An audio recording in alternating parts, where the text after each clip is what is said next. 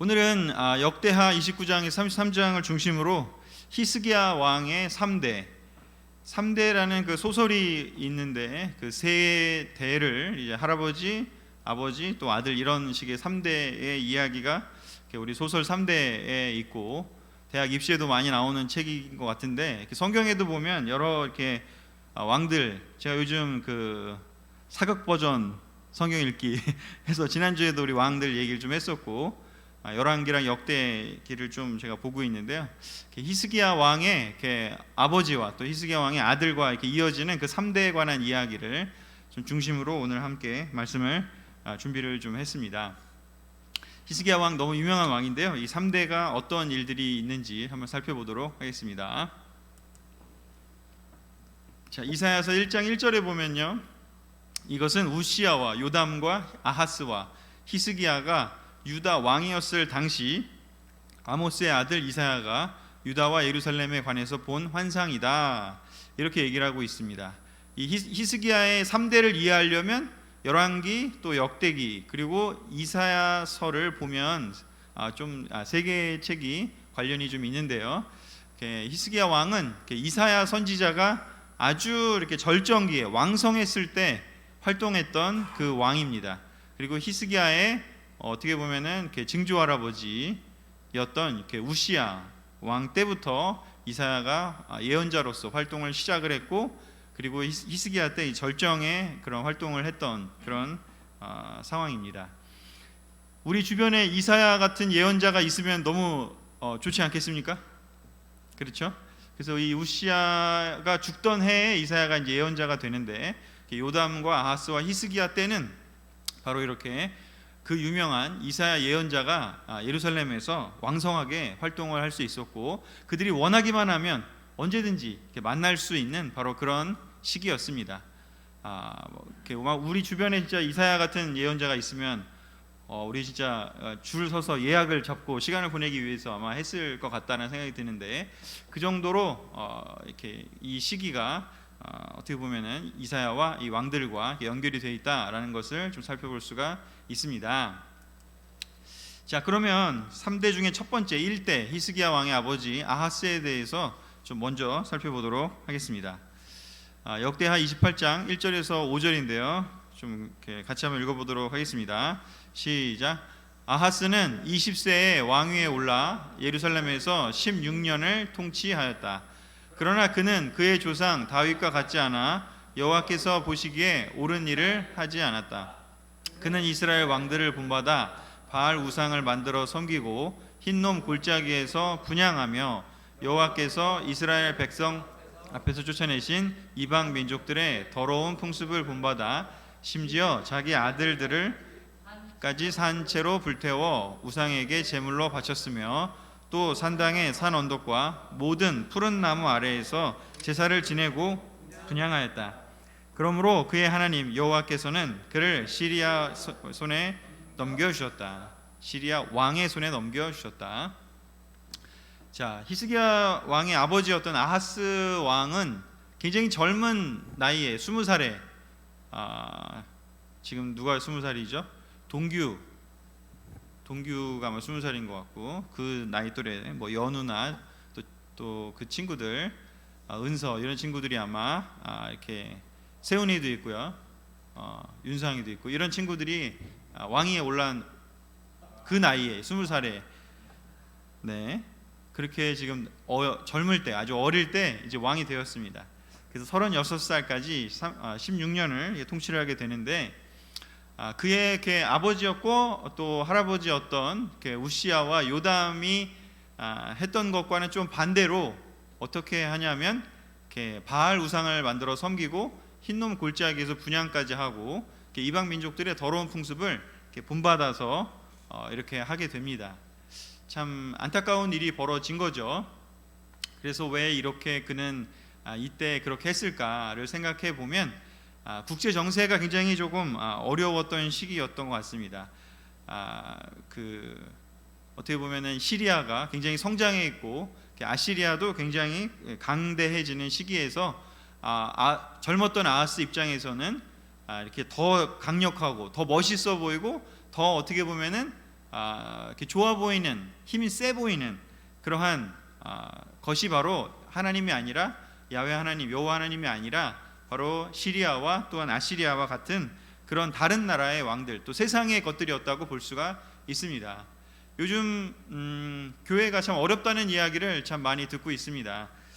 대학원에서도 공부를 하다 보면 참 여러 가지 얘기를 듣는데, 기독교가 내적으로도 어렵고 또 외적으로도 어렵고, 세상이 예전에는 어떻게 보면 교회가 되게 멋있어 보이고 또 좋은 것들을 많이 제공할 수 있었던 것들이 많이 있었죠. 문화적으로도 교회가 앞서기도 했고 또 교육 차원에서도 교회가 더 앞서기도 했지만, 지금 시대에는 어떻게 보면 세상의 교육이, 또 세상의 엔터테인먼트가 훨씬 더 재밌고 또 즐길 것도 많고 또 누릴 것도 많아 보이고 더 어떻게 보면 멋있어 보이는 것들도 많죠.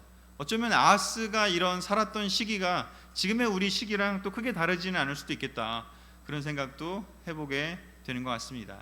바로 히스기야 왕이었던 이 젊은 아하스는 바로 그런 시기에 과감하게 아버지, 할아버지로부터 물려왔던 그 신앙을 이렇게 저버리고 과감하게 세상 속으로 뛰어들어가게 되었습니다. 조금 정리를 해보면, 그래서 아하스 왕 시대는 북이스라엘 왕이 베가였고요, 시리아는 이렇게 르신 왕이었는데, 바로 이 북이스라엘이 시리아와 손을 잡고 남유다를 공격합니다. 마치 이렇게 북한이 중국과 손을 잡고 남한을 쳐들어오듯이 거의 이런 시기였죠. 어린 아하스 입장에서는 상당히 힘들었을 것 같아요. 동족이었고 이렇게 평화를 원했지만 이런 어려운 국제 정세를 경험한다는 것은 그 어린 나이에 쉽지 않았던 것 같습니다. 여러분들은 이런 어떤 외적인 또 이런 힘든 일들이 벌어진다면, 여러분이 20살의 왕이었다면 얼마나 좀 힘든 마음이 들었을까 생각해 볼 수 있던 것 같습니다. 아하스는 그래서 이 시기를 극복하기 위해서 어떻게 하냐면, 아시리아 왕의 좀 더 큰 왕에게, 예를 들자면 러시아나 이런 큰 왕에게 원병을 요청을 하게 되는 거죠. 그래서 아시리아 왕이 이 기회를 이용해서 내려와서 시리아랑 북이스라엘도 공격을 하게 됩니다. 그래서 이 시기 이후에 이제 히스기야 왕 때 비로소 북이스라엘은 아예 멸망하게 됩니다. 아시리아에 의해서. 바로 그 시작점이 되는 게 바로 이 아하스의 이야기죠. 자, 안타까운 것은 아하스가 이 아시리아를 부르지 않았더라면 라는 생각을 해볼 수가 있는 측면이 좀 있습니다. 자, 역대하 28장 22절 23절에 보면 아하스 왕은 그처럼 어려운 때에 더욱 여호와께 범죄하였다. 그는 자기를 친 다마스커스 신들에게 제사를 드리며 이 신들이 시리아 왕들을 도왔으므로 자기도 그 신들에게 제사하면 그들이 자기를 도울 것이라고 생각하였다. 이뿐 아니라 아하스 왕은 성전 비품들을 모아 때려 부수고 성전 문을 못 박아 거기서 아무도 예배 드리지 못하도록 예루살렘 곳곳에 신전에 이방 신들의 제단을 쌓고 하나님 여호와를 더욱 뭐라고 지금 저기 안 보이네요. 더욱 노하게 하였다.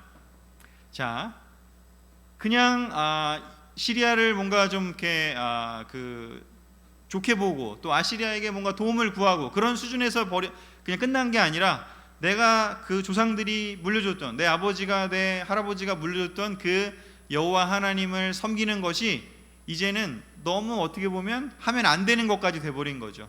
그래서 성전 문을 못을 받고 심지어 예배도 못 드리게 하고 오히려 그 하나님을 섬기는 곳에 이방신들의 제단을 쌓기까지 된 것이죠.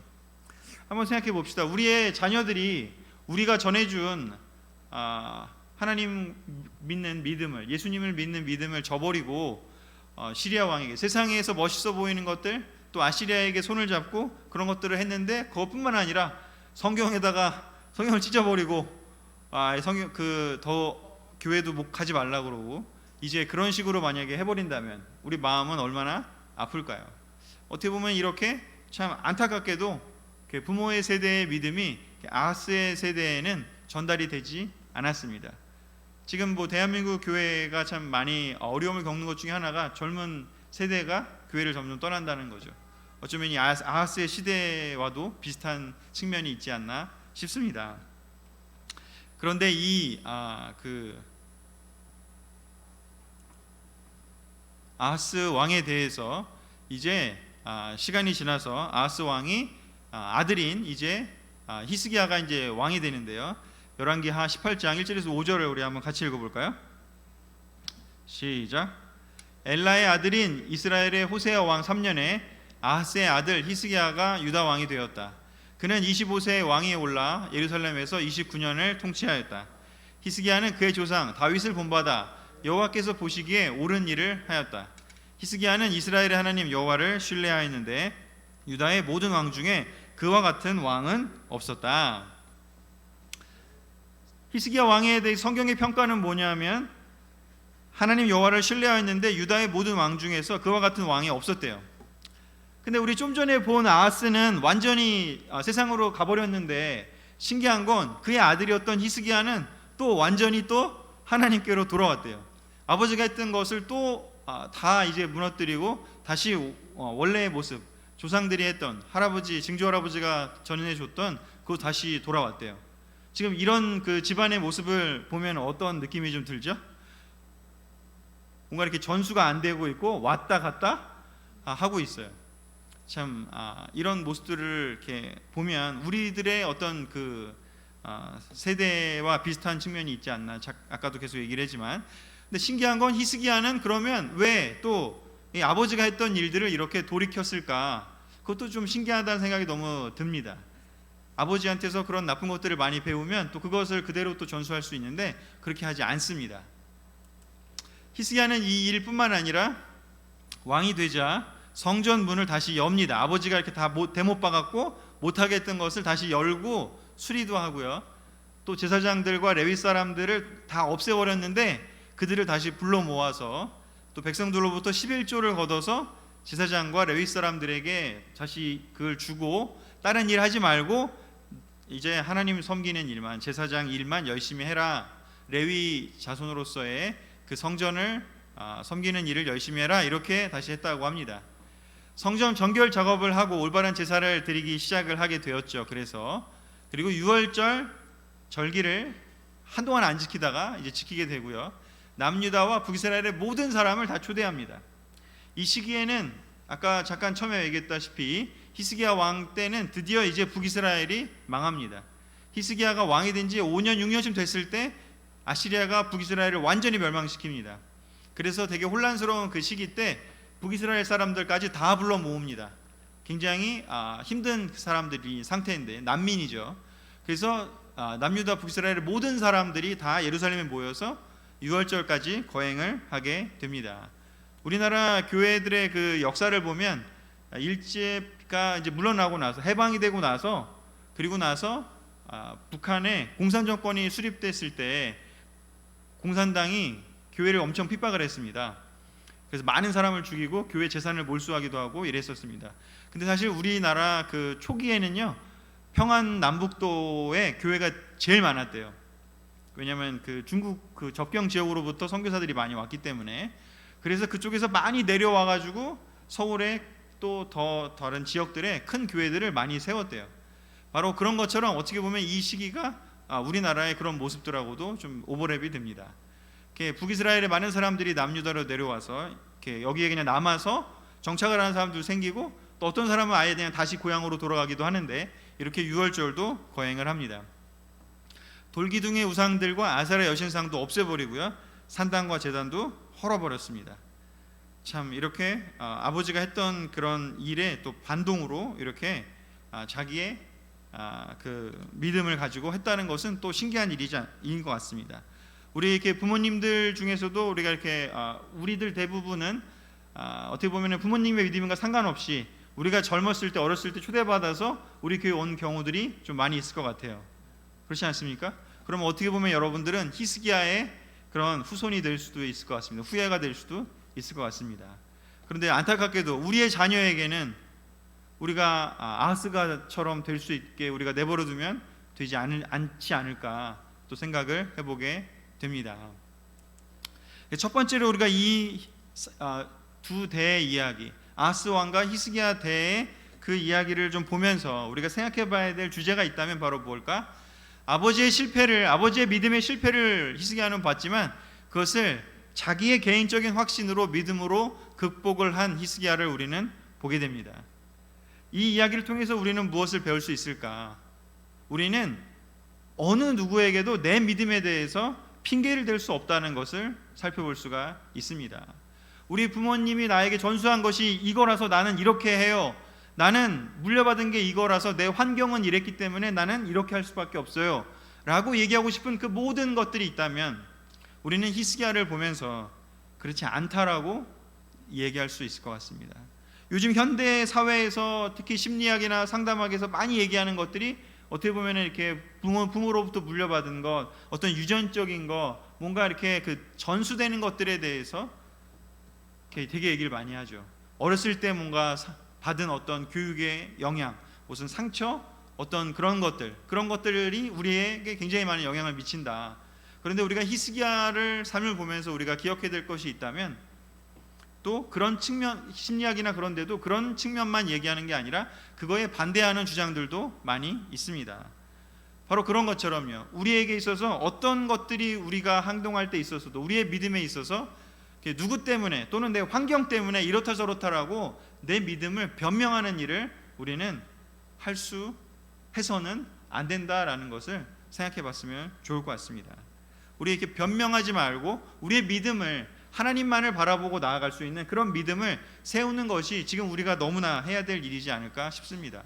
사회의 영향 또는 뭐 가족의 영향 아니면 뭐 환경의 영향, 무엇 때문에 내가 이렇다 이런 이야기 하지 말고 우리 하나님만을 바라보고 break every chain, 우리를 이렇게 얽어매고 있는 나는 이것 때문에 안 되라고 얘기하는 그런 것들을 우리가 끊어버리는 하나님을 바라보고 가는 믿음은 그런 것들을 다 깨트려버리고 부숴버릴 수 있다는 것을 기억했으면 좋을 것 같습니다.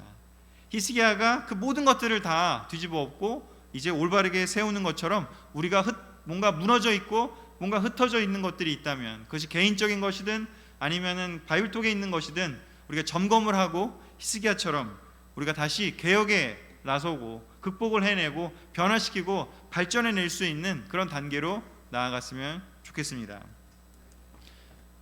자, 두 번째는요, 상황이 압도되는가, 하나님을 바라보는가, 이 질문에 한번 여러분들도 답을 해보셨으면 좋을 것 같습니다. 아버지 아하스는 어떻게 했는지요? 시리아와 북이스라엘을 공격할 때요, 두려워 벌벌 떨기만 했습니다. 그리고 히스기야 왕은 어떻게 했는지 아시리아가 공격할 때요, 하나님께 나아갑니다. 완전히 아버지와 아들이 완전히 다른 삶을 살게 됩니다. 아하스 왕이 어려움을 닥칠 때 어떤 일이 있었는지를 살펴보기 위해서 우리 이사야서 7장 1절에서 4절을 살펴보도록 하겠습니다. 좀 기니까요, 그냥 제가 읽겠습니다. 우시야의 손자이며 요담의 아들인 아하스가 유다를 통치할 당시 시리아의 르신 왕과 르말레의 아들인 이스라엘의 베가 왕이 예루살렘을 공격하였으나 그 성을 함락시킬 수가 없었다. 그러나 시리아와 이스라엘이 동맹을 맺었다는 말이 왕궁에 전해지자 아하스 왕과 모든 백성들은 두려워서 사시나무 떨듯 떨고 있었다. 그때 여호와께서 이사야에게 말씀하셨다. 너는 아하스를 만나 나 여호와가 이렇게 말한다고 일러 주어라. 너는 조심하며 침묵을 지키고 두려워하거나 낙심하지 말아라. 시리아의 르신과 르말레의 아들이 아무리 분노할지라도 그들은 타다 남은 두 나무 막대기에 불과하다. 이사야 선지자에게, 이사야 예언자에게 하나님께서 미션을 주셨습니다. 아하스 왕에 찾아가라고. 지금 아하스가 지금 굉장히 두려워서 떨고 있다고요. 자, 아하스 왕은 왜 두려워서 떨고 있었죠?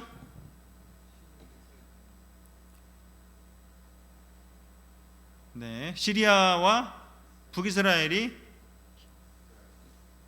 둘이 협력을 해서 이제 남유다를 공격하려고 했기 때문인 것입니다.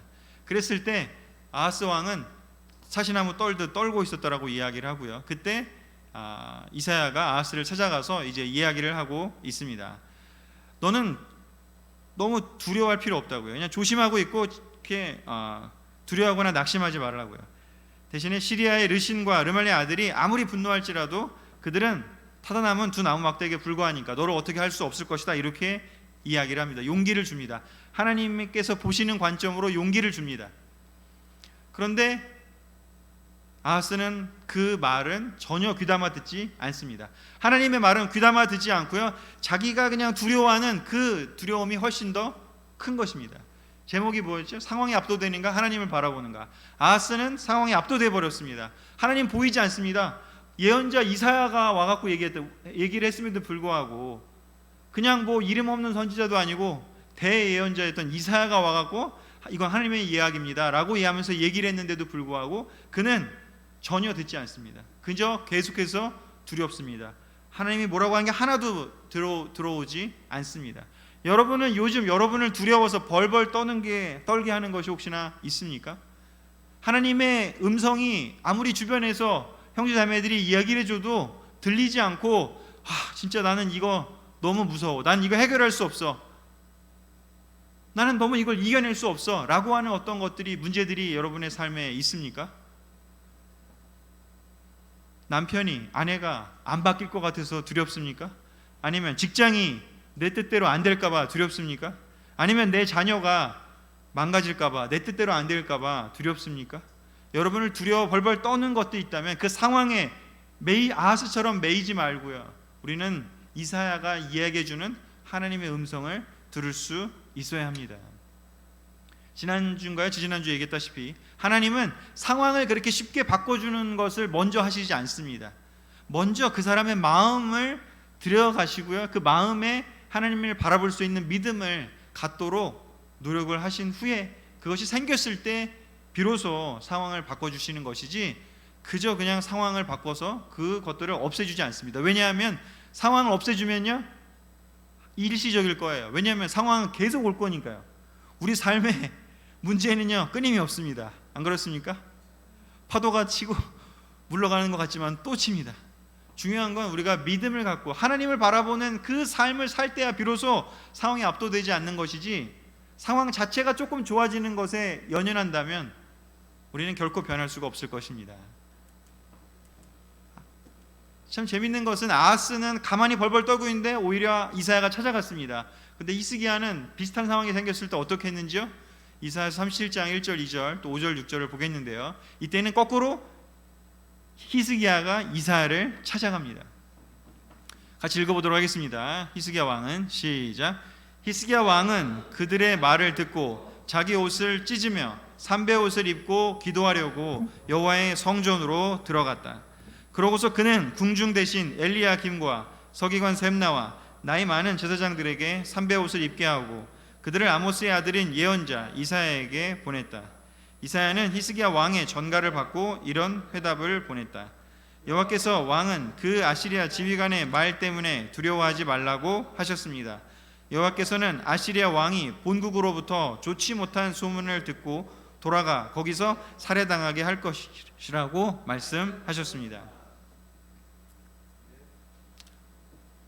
좀 아까 읽은 그 뒷부분 좀 뭔가 좀 아까 본 것 같지 않습니까? 좀 아까 이사야가 아하스에게 한 거랑 되게 비슷한 얘기예요.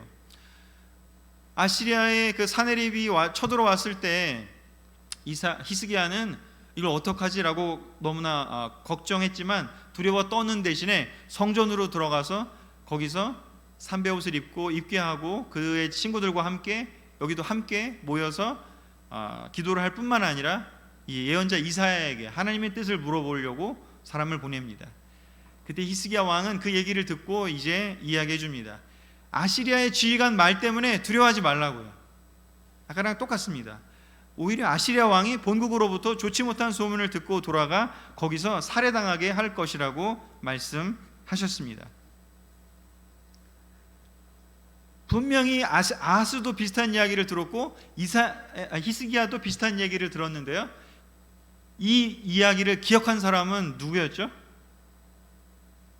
히스기야였습니다. 그리고 오히려 차이가 있다면요, 아하스는 이사야가 두려워 떨고 있는데 직접 찾아가서 얘기를 했는데도 안 들었고요, 이제 히스기야는 이사야가 아직 찾아갈 정도까지 아니라고 판단해서 가만히 기다렸겠죠. 그런데 오히려 그 전에 먼저 히스기야가 이사야를 찾아갑니다. 누군가를 도와줘 보신 적이 있는 분 계신가요? 많이 있으실 것 같아요. 근데 누군가 막 두려워 떨고 있고 믿음이 없어요. 근데 우리가 찾아가 갖고 막 어떤 얘기를 해줘요. 야, 하나님이 너를 돌보고 계셔. 내가 기도해 줄게. 힘을 내자. 하나님과 함께라면 우리가 이겨낼 수 있어. 아무리 격려해줘도 아하스 같은 상황일 때는요, 듣습니까? 안 들어요. 참 신기한 것은요. 그리고 우리가 아무리 찾아가도요, 나중에 정신 차리고 나서 어떤 이야기를 할 때요, 자기한테 아무도 찾아오지 않았다, 뭐 이런 얘기를 할 수도 있고요, 아무도 안 도와줬다, 이런 얘기를 할 수도 있어요. 왜냐하면 두려움이 떨어갖고 상황이 너무 압도돼갖고요, 그게 전혀 기억이 나지 않는 겁니다. 누군가 사랑을 줘도요, 내가 너무 상황이 압도되고요, 내가 세상에 압도된다면, 내 마음이 너무나 두려워 벌벌 떨고 있다면, 그것은 안 돼라고 믿음이 없는 상황이라면 주위에서 누가 얘기해줘도 아무 들리지가 않는 것이죠. 근데 히스기야는 어떻게 했는지요? 이 어려운 상황을 보고 그는 오히려 기억했습니다. 하나님의 뜻을 아는 사람이 누구지? 찾아갑니다. 그리고 이 구절 말고도 다른 구절들을 보면 함께 금식하고 기도하고 하나님의 뜻을 찾아서 이것을 어떻게 해결해야 될지에 대해서 정신을 잃어버리지 않고 열심히 하나님의 뜻을 찾고 자기가 할 수 있는 최선의 일을 다 합니다. 수로를 파고요, 그래서 이렇게 물길을 끊이지 않도록 만들고요, 이렇게 포위당하지 않으려고 여러 가지 노력을 합니다. 어떤 친구들은 어떤 사람들은 그런 얘기합니다. 내가 기도했는데 하나님이 안 들어준다고요. 근데 기도만 하고 아무것도 자기는 안 했으면서 어떻게 보면 그냥 기도만 하고 하나님이 다 해결해 주길만을 바라는. 그런데 히스기야는 그렇게 하지 않았습니다. 기도도 하고요, 자신이 할 일도 다 했습니다. 성벽에 사람들을 준비시키고요, 군사들을 준비시키고요, 수로를 팠고요, 그리고 이사야에게도 가서 하나님의 뜻도 살펴보았습니다. 잠언에 이런 말이 있습니다. 교만한 사람은 지혜로운 사람을 찾아가지 않는다고요. 조언을 듣기 위해서 찾아가지 않는다고요. 거만한 사람은 자기 뜻이 옳다고만 주장하고 들으려고 하지 않는다고요. 아하스는 어쩌면 두려워 벌벌 떨어서 그랬다면, 잠언이 하는 이야기는 거만하기 때문에, 교만하기 때문에 찾아가지 않는다라고 이야기를 하기도 합니다. 우리는 상황이 압도될 것인가, 아니면 하나님을 바라보는가, 이 두 가지의 큰 갈래길에 늘 서게 될 것입니다. 2022년 5월 25일 5월의 마지막 수요일 예배가 될 텐데요, 여러분들은 요즘 어떻습니까? 상황이 압도되고 있습니까? 문제에 압도당하고 있습니까? 아니면 그 문제보다 훨씬 더 큰 하나님을 바라보고 계십니까? 저 또한 하나님을 바라보기 위해서 우리 교회의 미래, 우리 후손들에게 전해줄 우리 교회의 미래, 여러 가지 생각들을 해보면서 이 상황이 압도되지 않기 위해서, 체력은 점점 떨어져가고 팀캠프는 이제 준비해야 되는데 이제 정말 그 아이들과 이렇게 체력적으로 지내기도 쉽지 않은 것 같고, 또 뭔가 교감할 수 있는 부분들도 점점 떨어지는 것 같고, 뭔가 상황이 예전보다 좋은 것 같지 않은 느낌들을 받게 되는 것 같습니다. 하지만 어떻게 이겨낼 수 있을까? 하나님을 바라본다. 상황보다 훨씬 더 큰 하나님을 바라본다면 그 일들을 해결해 나갈 수 없는 일은 아마도 아무것도 없을 것입니다. 여러분들의 상황이 아니라 하나님을 바라보는 그런 이사야를 찾아간 히스기야와 같은 우리 한 분 한 분 되시기를 바라면서 우리 세 번째 부분 살펴보도록 하겠습니다. 히스기야 인생 후반부 사건, 이제 그 아들과의 연결된 3대 그 마지막과 연결해지는 장면이 나오는데요, 역대하 32장 24절 25절 제가 그냥 읽겠습니다. 이때 히스기야 왕이 병들어 죽게 되었다. 그래서 그가 여호와께 기도하자 여호와께서는 그 기도에 응답하시고 그에게 병이 나으리라는 표적을 주셨다. 그런데도 히스기야는 마음이 교만하여 자기가 받은 은혜를 고맙게 여기지 않았다. 그래서 그와 유다와 예루살렘은 여호와의 노여움을 샀다. 히스기야가 조금 통치를 오래 했습니다. 그리고 아까 본 것처럼 아시리아 왕이 쳐들어왔음에도 불구하고 북이스라엘은 멸망했지만 히스기야 왕은 준비를 잘했고 하나님이 도우셔서 아시리아의 그 위험으로부터 벗어났습니다. 그리고 시간이 좀 흘렀습니다. 이제 왕이 된 지도 꽤 오래됐습니다. 많은 좋은 일들이 있었다라고 이야기를 기록은 남겨놓고 있습니다. 그때 히스기야 왕이 좀 어려움을 겪습니다. 병들어 죽게 되는 일이 벌어집니다. 그때 히스기야는 예전에 그랬다시피 하나님께 기도했습니다. 그리고 그 기도에 응답하셔서 그의 병의 나으리라는 표적을 주시고 15년을 더 살 수 있도록 해주셨다라고 되어 있습니다. 그런데 역대하 32장에는 이런 표현이 있습니다. 그런데도 히스기야는 마음이 교만하여 자기가 받은 은혜를 고맙게 여기지 않았다. 15년을 더 살도록 허락이 됐음에도 불구하고 성경 역대하 기자는 뭐라고 썼는지 히스기야의 마음이 교만해졌대요. 그 교만해진 그 모습은 어떤 결과로 나왔는지 자기가 받은 은혜를 고맙게 여기지 않는 상태가 되었다라고 이야기를 하고 있습니다. 내가 이 정도로 하나님 위해서 열심히 일을 했고 유월절도 지키게 했고 갔던 그런 또 할 일이 없고 파괴되었던 그런 제사장과 또 레위들을 다 돌아오게 하고 많은 일들을 했고 얼마나 업적이 많이 쌓이면 쌓일수록 자기 자신에 대한 교만이 또 늘 수가 있는 것 같다는 생각이 듭니다. 그리고 아시리아의 그 왕의 공격으로부터도 이겨냈습니다.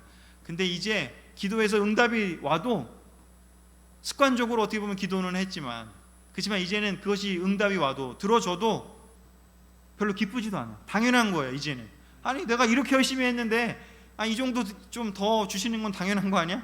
라고 하면서 어쩌면 히스기야는 마음이 교만해진 것 같습니다. 내가 받은 은혜를 고맙게 여기지 않습니다. 우리들은 어떤가요? 시간이 많이 흘렀습니다. 여러분 그동안 많이 섬기시고요, 많이 하나님 나라를 위해서 교회를 위해서 헌신하시지 않으셨습니까? 우리 히스기야처럼요 우리 많은 일들을 승리하고 많은 일들을 경험했을지도 모르겠습니다. 근데 우리가 이 히스기야의 이런 모습을 우리가 담는다면요 우리도 위험에 빠질 가능성이 크지 않을까 싶습니다. 요즘 여러분 어떻습니까? 자기가 받은 은혜를 하나님이 뭔가 이루어 주시는 그 작은 것들에 대해서 고마운 마음들이 듭니까? 저도 사실 좀 두렵습니다. 이제는 뭐가 이루어져도요 그냥 이렇게 좀 무감각해지는 느낌이 들 때가 있습니다. 뭐 기도는 하지만 이루어져도요 그냥 그런가 보다 하는 느낌이 들 때가 있습니다.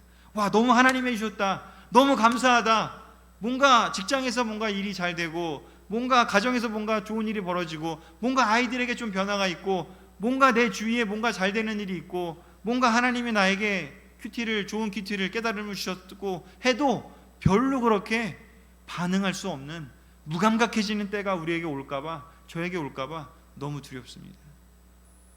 처음에 크리스찬이 됐을 때는 성경 읽으면서 우와 어떻게 하면서 감탄하면서 읽었고요. 처음에 신학 공부하러 대학원 5년 전에 들어갔을 때는요 공부하면서 너무 우와 이런 걸 어떻게 너무 좋다. 근데 5년 되고 지금 이제 3년짜리도 졸업하고 올해 이제 또 2년짜리도 졸업할 때가 되니까 이제는 뭐 읽어도 시큰둥하고 오히려 그냥 논문 쓸 걱정만 생기고 별로 이렇게 와닿지도 않고 점점 저도 두려운 생각이 드는 것 같습니다. 익숙해진다는 것은요 나이가 든다는 것은 이런 측면에서는 위험에 빠지는 측면이 있지 않을까 싶습니다. 자기가 받은 은혜를 고맙게 여기지 않는 상태가 된다고요. 이게 얼마나 위험한가요? 우리들의 삶이 분당 그리스도교회가 또 우리 캠퍼스 영피 여러분들 모두요 우리가 하나님이 주신 그 작은 기쁨들에 우리가 정말 기뻐하고 즐거워하고 감사하고 하는 그 마음의 상태가 우리에게 멀어진다면요 우리는 정말 교만해지는 단계로 갈 수밖에 없는 것 같습니다. 히스기야 열왕기하 20장 19절에 이런 이야기가 있습니다. 그러자 히스기야 왕은 적어도 자기 시대에는 평화와 안전이 있을 것이라는 말을 듣고 여호와의 말씀은 다 좋습니다 하고 대답했다라고 합니다. 역대하에서는 그게 교만해서 자기가 받은 은혜를 고맙게 여기지 않았다라는 말로 표현이 되어 있고요. 열왕기하에서는 그 마음을 이렇게 표현했다라고 말로 이야기를 합니다. 이사야가 얘기를 했을 때 그래도 내가 사는 동안은 괜찮군요. 이기적인 마음이 되는 거죠. 다음 다윗은 그 솔로몬을 위해서 많은 것들을 준비하며 살았지만 히스기야 왕은 준비하는 것이 아니라 그래도 내가 살 동안은 괜찮구나 하면서 마음이 자기에게로 이기적인 상태로 돌아가 버렸습니다. 결국은 마음을 끝까지 지키지 못한 대가는 너무 커버렸습니다. 히스기야 왕이 병이 회복된 후에 15년을 더 살았다라고 기록하고 있습니다. 근데 그 다음에 아들은요 므낫세 왕은요 12세에 등극이 됐고요 55년이라는 긴 시간을 통치했다라고 합니다. 히스기야가 너무나 잘 만들어준 배경 하에서 왕이 됐기 때문에 므낫세는 긴 시간을 통치할 수 있었습니다. 근데 므낫세가 왕에 등극한 게 12세예요. 잘 생각해 보세요. 히스기야가 15년이라는 병이 걸리고 더 살았다. 근데 므낫세는 12세에 등극을 했어요. 그러면 언제 므낫세가 태어난 거죠? 히스기야가 15년을 더 살겠다고 얘기 듣고 난 후 3년 후에 므낫세가 태어난 겁니다. 그러면 그 마음에, 히스기야 마음에 그 교만해지고 은혜를 느끼지 못하고 그냥 나 때면 괜찮겠지, 내 아들 때는 뭐 어떻게 되더라도 나는 괜찮겠지 하는 그런 마음으로 이 므낫세를 키운 거겠죠. 이 므낫세를 그렇게 대했겠죠. 그렇게 하고 15년 동안 어떻게 보면 방치했는지도 모르겠습니다. 그렇게 하고 12세 므낫세가 등극했을 때 므낫세가 어떻게 하죠? 열왕기하 21장 1절 9절에서 15절 읽어보도록 하겠습니다. 시작. 므낫세는 12세 왕위에 올라 예루살렘에서 55년을 통치하였다. 그러나 유다 백성들은 여호와의 말씀을 듣지 않았고 므낫세의 꼬임에 빠져 여호와께서 이스라엘 백성들 앞에서 멸망시킨 이방 민족들보다 더 많은 악을 행하였다. 그래서 여호와께서는 예언자들을 통하여 이렇게 말씀하셨다. 유다 왕 므낫세가 이처럼 더러운 일을 행하여 옛날 이 땅에 살던 아모리 사람들보다 더 많은 악을 행하고 우상으로 유다 백성을 죄의 길로 인도하였다. 그러므로 예루살렘을 깨끗이 쓸어버릴 것이다. 제가 지금 지면상에 이렇게까지만 얘기를 했지만 이 뒤에 글들을 읽어보면, 열왕기랑 역대하의 글들을 읽어보면 하나님이 므낫세가 한 일 때문에 유다를 멸망시키기로 결정했다라는 글이 나옵니다. 그 놀라웠던 히스기야가 했던 그 개혁들은요 그냥 수포로 돌아가 버렸습니다. 근데 므낫세는 그 어떻게 보면은 무감각한 그 아버지와의 그 자리에서 어린 시절을 보내고요, 그는 어떻게 보면 그냥 아까 그 아하스가 느꼈던 것 같은 세상이 너무 무서운 거죠. 아시리아가, 바빌로니아가 무서운 그런 상황 속에만 처하고요, 하나님의 크심을 제대로 전수를 못 받았습니다. 그래서 그 두려움을 아하스처럼, 그 할아버지처럼 그 두려움을 어떻게든 세상적인 방법으로 극복해 보기 위해서 이런저런 일들을 하게 됩니다. 그래서 다시 가서 그 강력해 보이는 우상들을 다 끄집어내고요, 그리고 모든 것들을 다 돌려버립니다. 아버지가 했던 거 다 소용없구나, 수포로 돌아가 버리게 되었습니다. 안타깝게도 이 3대의 스토리는 비극이 되고야 말았습니다. 마지막 정리하도록 하겠습니다. 하나님께서 예수님께서 제자들에게 마지막으로 이야기를 하셨습니다. 내가 세상 끝날까지 너희와 항상 함께 있겠다고요. 우리는 히스기야의 실수를 본받을 필요가 전혀 없습니다. 우리는 세상 끝날까지 우리와 함께 항상 함께 있겠다고 약속하신 바로 예수님의 약속을 절대 잊어버려서는 안 될 것입니다. 우리가 히스기야처럼 방심하고 교만해져서 은혜를 그냥 무감각해지는 그 단계로 가지 않고요, 우리는 지금 사진에 나온 것처럼 저 마라톤 골인 장면에 들어가는 것처럼 우리의 삶이 다할 때까지, 하나님 만나는 그 순간까지 우리는 절대 우리의 믿음을 타협하거나 물러서지 않기를 결정했으면 좋겠습니다. 저도 너무나 이 히스기야의 길을 갈까, 아니면 베드로와 바울이 갔던 그 길을 갈까, 우린 결정의 기로에 늘 사는 시대에 지금 서 있지 않나 싶습니다. 마지막 구절 함께 읽으면서 말씀 마치도록 하겠습니다. 빌립보서 3장 12절 14절입니다. 시작. 내가 이 모든 것을 이미 얻었다는 것도 아니며 완전해졌다는 것도 아닙니다. 다만 그리스도 예수님이 나를 위해 마련하신 상을 받으려고 계속 달려가고 있습니다. 형제 여러분, 나는 그것을 이미 얻었다고 생각하지 않습니다. 그러나 한 가지 일만은 분명히 하고 있습니다. 즉 뒤에 있는 것은 잊어버리고 앞에 있는 것을 붙잡으려고 그리스도 예수님 안에서 하나님이 위에서 나를 부르신 부름의 상을 얻으려고 목표를 향해 달려가고 있습니다. 바울은 끝까지 믿음의 면류관을 썼습니다. 끝까지 그 마라톤을 완주했습니다. 저도 그렇게 하고 싶습니다. 20대의 제자가 되었지만 그때 예수님의 제자가 되기를 위해서 결정을 하고 노력을 해야 됐던 것들이 있다면, 지금 시간이 흘렀다고 해서 지금 예수님의 제자로 누가복음 14장에 주었던 것처럼 형제 자매 자녀 부모 심지어 너 자신보다 나를 더 사랑하지 않으면 제자가 될 수 없다라고 얘기하신 그 제자가 될 수 있는 그 기준은 제가 20대든 30대든 지금 40대 후반이든 아니면 50대가 되더라도 변하지 않을 거라고 생각이 듭니다. 20대엔 할 수 있었다면 지금은 쉬워질까요? 절대 그렇지 않다라는 생각이 듭니다. 히스기야의 실수가 아니라 바울이 가졌던 그 믿음의 태도를 가지고 우리 함께 달려나갔으면 좋겠습니다. 말씀 마치겠습니다. 아멘.